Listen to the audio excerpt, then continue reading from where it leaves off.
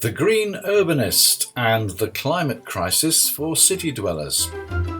Hello and welcome. Yes, it's Friday, it's the 6th of August, and I'm Anthony Day. This is episode number 350 of your Sustainable Futures Report. The main part of today's episode is an interview with Ross O'Kelly of the Green Urbanist podcast, up in a moment. In other news, the Siberian heatwave has led to new methane emissions. Foreign control of North Sea oil licenses threatens UK's net zero goal. 3.5 average Americans could be causing 1 death. High-speed rail HS2 may never reach the end of the line. And there are new insights from Allegra Stratton, the Prime Minister's climate crisis spokesperson. More than half the world's people live in cities and urban areas, and the way these areas are built, maintained and managed is highly important to them all. Cities have a vital role in mitigating climate change, and a key concern is adaptation to the effects of the climate crisis. I spoke to Ross O'Kelly. My guest today is Ross O'Kelly. He's the presenter of the Green Urbanist podcast for urbanists fighting climate change. Ross, welcome, and thanks for talking to the Sustainable Futures Report. Thanks so much, Anthony. It's a pleasure. Well, my first question is, what is a green urbanist? It's not a term that I've coined, unfortunately.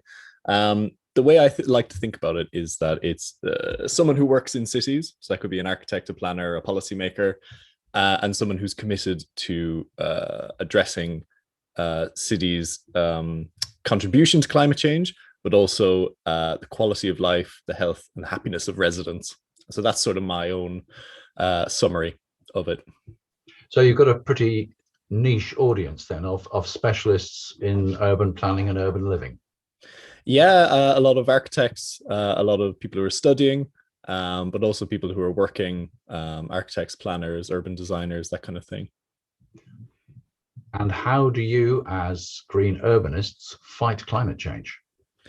Yeah, it's a really good question, and it's very multifaceted. So I suppose there's sort of 2 directions with this. One is that cities are huge drivers of energy use, and so cities have need to be reducing their the energy use that they use, particularly in transport, but also in how they use electricity in buildings. And within the Northern Hemisphere, that would mostly be through heating homes. It's incredibly energy intensive. And so those are sort of the 2 big things that cities need to address in terms of bringing down overall emissions. But then there's also the question of, well, we're already experiencing the effects of climate change. We're seeing things like the extreme heat dome in British Columbia. We're seeing mass floods all over the world at the moment, just London yesterday, also China, also in Germany and Belgium. And so there's a question of, how do cities adapt themselves to this new sort of shifting baseline of extreme weather? And so those are sort of the 2 directions that sort of urbanists need to be moving in. My question is, how quickly, how swiftly can you move towards adaptation and, if possible, to mitigation? How quickly can the actions you take have the effects we need? It's very, very tricky because large-scale infrastructure projects, and some cities will certainly need to be thinking about large-scale, what you might call grey infrastructure or hard infrastructure projects. These are things like flood barriers or hurricane defenses and that kind of thing. These things take years or decades to plan and then to build out. So it is almost too late. Still worth doing if you have the money. Invest it in good infrastructure to improve the resilience. But then there's also things you can do which have a much more local influence. And I'm a big proponent of what you call green infrastructure. And so this is planting trees, replacing concrete with natural surfaces, bringing in a lot more natural elements into cities. And these basically help to buffer the city against things like flooding and things like heat waves, because they help to reduce the air temperature. And as we are already starting to see more common and more extreme heat waves hit cities in the UK and around the world. that kind of, if you can bring the ambient temperature down by just a few degrees through having more tree cover, that could be a life-saving device for someone who's vulnerable. So I think that's really key. Aren't we going to need to get society at large on side, not just the specialists that you've been talking about? For example, during lockdown, there have been a lot of low traffic neighborhoods introduced. Now, that has led to lower air pollution. That's led to a lower number of traffic accidents. It's also led to a very intense backlash from a lot of people who will not stand for it. Are we going to see the same sort of backlash? And if we see the same sort of backlash against climate measures, how are we going to address this? Yeah, you're right. It's been really interesting to follow the low traffic neighborhoods around the UK, because it has been, I mean, for someone like me who spends all my time talking about, oh, it's great to be walking and cycling, it's great to take public transport, to see people defending their private car use so strongly, it sort of comes out of, I think many the people who are proponents of these measures, it comes out of left field a little bit, and they think, what? Well, I thought everyone would love this. So you're absolutely right. We have to take people along with us, and I think there will always be people who are, let's say, conservative by nature. They like where they live, they like the way things are, they don't want things to change. Unfortunately, we sort of don't have that luxury of allowing things to stay in stasis, because the status quo is not serving us. And whether that is air pollution or traffic accidents or emissions from road transport, we know the science tells us we have to address these things. And so I think it is a question of engaging with people early in these projects, speaking their language, not coming out and using professional planner speak that nobody understands, and trying to just be human about it, and try to help them along in the process to put their fears to rest and take on what they say. I mean, it's not about bulldozing over people. It's about trying to take on their fears and their what they want from their place, and trying to get something that actually serves people. It's a tough job, but I think we need to figure out how to do it quite quickly. I think you're right, quite quickly. You were saying just now, it's almost too late. People have been saying it's almost too late for the last 10 years and more. Maybe the fact that the extreme weather that you referred to just now has actually made headlines, finally, even in the mainstream media, maybe this is the turning point. But I've seen a letter in the paper this morning where people are starting to deny this. The correspondent says, well, listen to David Bellamy. If you remember the late David Bellamy, who was a naturalist, he didn't believe in climate change, and he was an expert. All sorts of things like that are going to be attributed. Yeah. And I fear that our debate is going to be very, very difficult to promote. Yeah, that being said, I do think that the full out climate deniers are a minority. And I think if you look at like polling data, I think most people in the UK do believe in climate change and consider it to be an important thing. I think where the sticking point comes is when people realize their daily lives have to change. Yeah. And one thing that I always talk about on my podcast is that we have an opportunity, as we have to take action on climate change, we have an opportunity to make that a really positive change, and actually to improve people's quality of life, people's health, and the way they live in cities. It will be different to how we live now, and that's what's scary for people, and that's what's hard to get some people on board. But it could be better, and that means having less traffic on the streets, having more children playing safely on the streets, having cleaner air, having more equitable access to parks, green spaces, trees, nature. All these are fantastic things, and most people would agree that they want more of it. And so it's a question of communicating that and actually delivering on it. Just turning back to urban infrastructure, there's a bingo hall just up the road from where I'm sitting. I think it's less than 20 years old. I mean, for what it is, it's quite a smart building. They're going to knock it down and build 223 student flats. Demolition of a building of that age, can that ever be justified? It's very difficult, because if you look at the breakdown of the carbon emissions in construction over the whole life of a building. Is something that professionals call whole life carbon. So where you look at the construction, the life of the building, and then the end of the building where it's demolished or it's retrofitted or something. The single most biggest contributor to that is the materials, the concrete, the steel that goes into a new building. It's incredibly carbon intensive. It's much bigger than actually the energy use in a building, even though we talk a lot about energy efficiency and that kind of thing.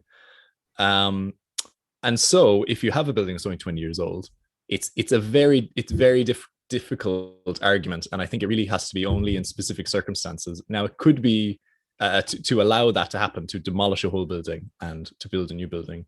I don't know what the specific circumstances of this bingo hall is. It could be that it's just maybe it was poorly made when it was first built, and maybe it's not structurally sound. I don't know what the details are, but there is a strong movement of retrofit first amongst built environment professionals, as they're saying in most situations you can actually retain structures and refurbish them or add extensions to them, that kind of thing.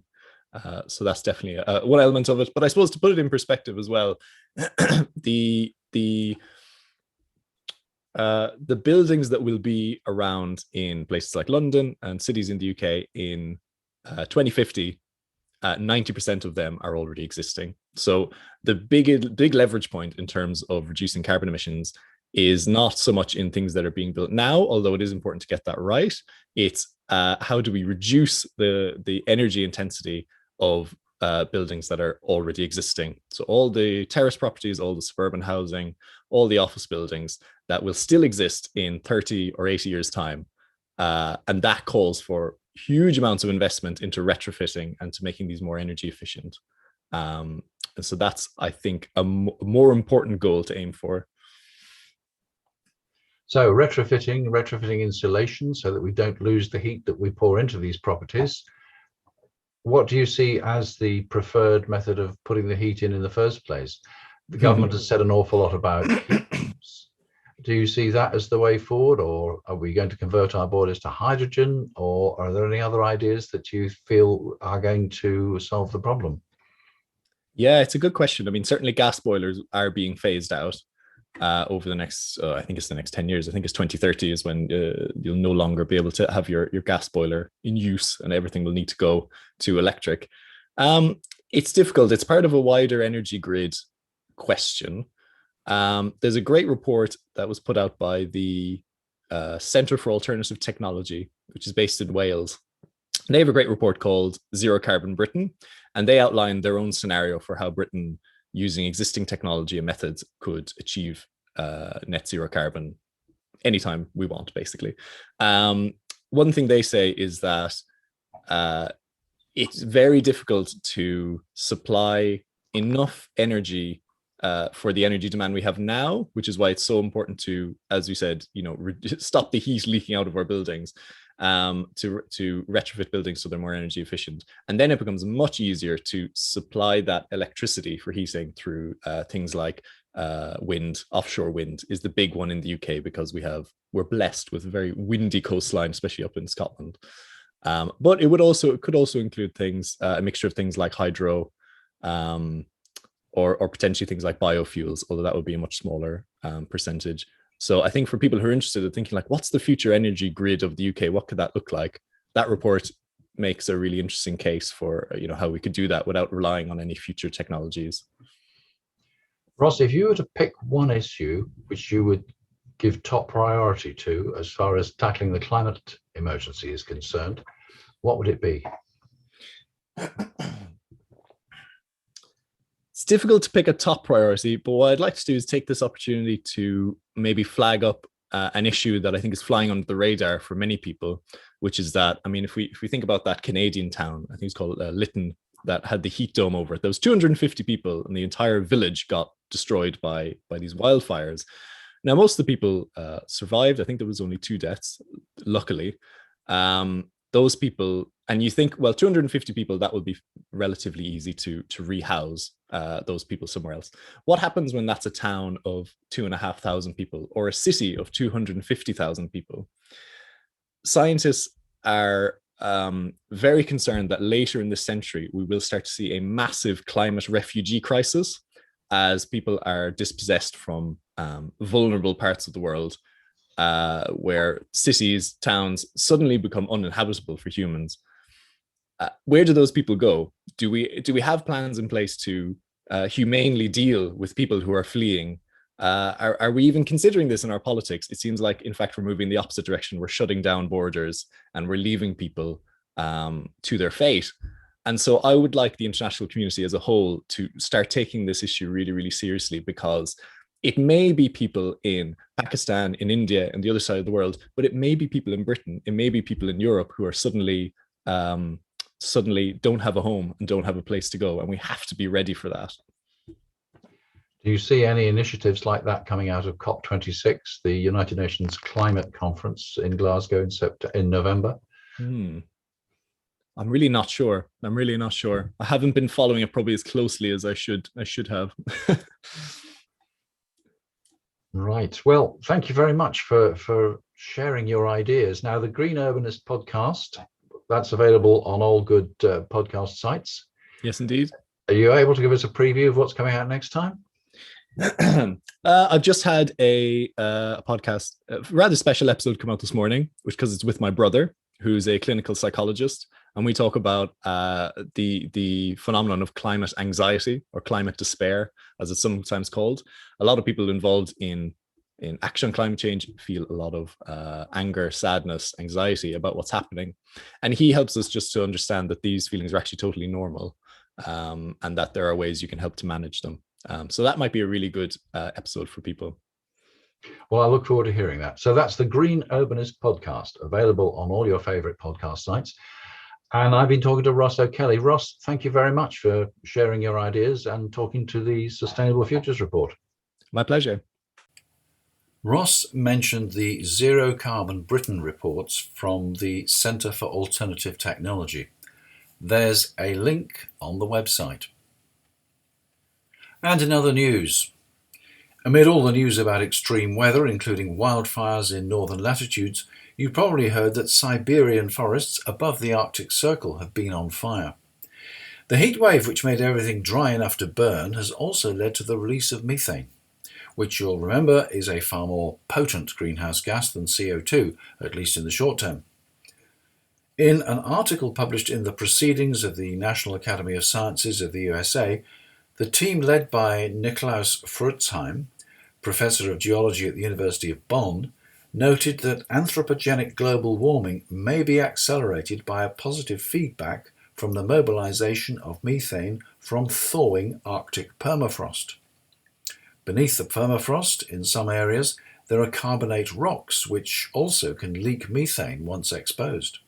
Even deeper, there may be gas hydrates in fractures and pockets of the carbonate rocks in the permafrost zone, becoming unstable due to warming from the surface.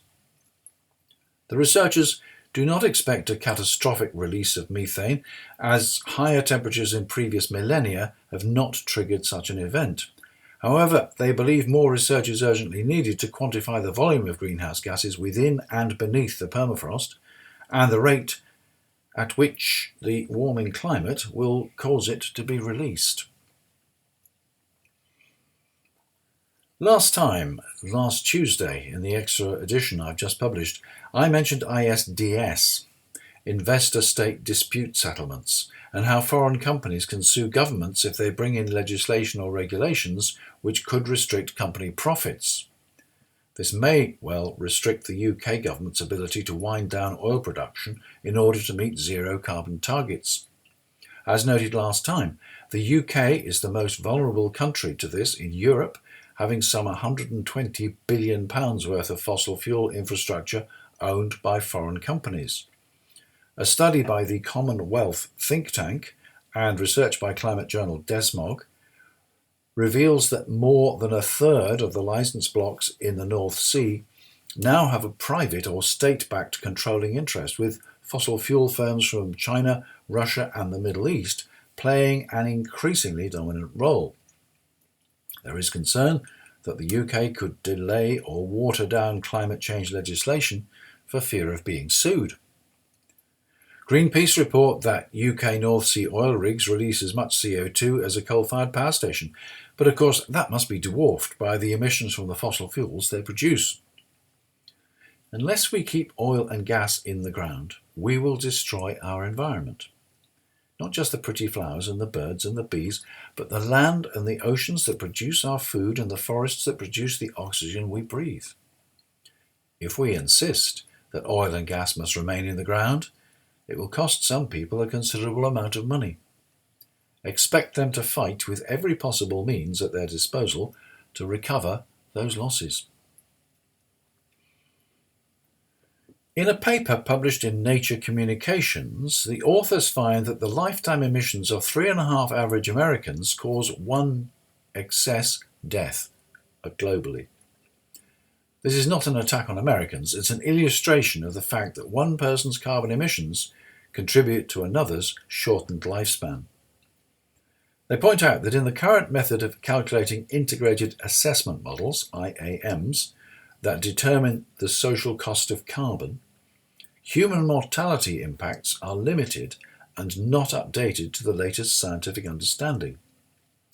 In the light of their findings, they believe that the true social cost of carbon is $258 a tonne, rather than the current figure of $37 a tonne.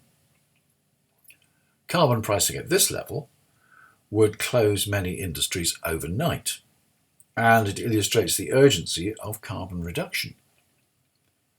Although substantial advances in climate impact research have been made in recent years, the authors warn that IAMs, that's the integrated assessment models, are still omitting a significant portion of likely damages, not just the mortality effect. These models underpin a wide range of programs designed to mitigate or adapt to the challenges of the climate crisis. If this revised valuation were adopted, far more schemes will be viable and value for money.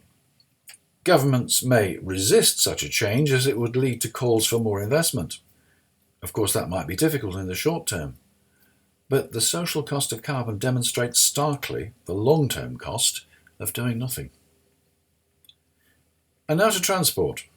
HS2, the high-speed railway from London to Birmingham and the north, has been mentioned with scepticism many times in the Sustainable Futures report. Dissenting voices are getting louder, and the railway is increasingly seen as another of the Prime Minister's vanity projects. It cost £40 million to cancel London's unbuilt Garden Bridge, but it's estimated that it would cost £6 billion to cancel HS2.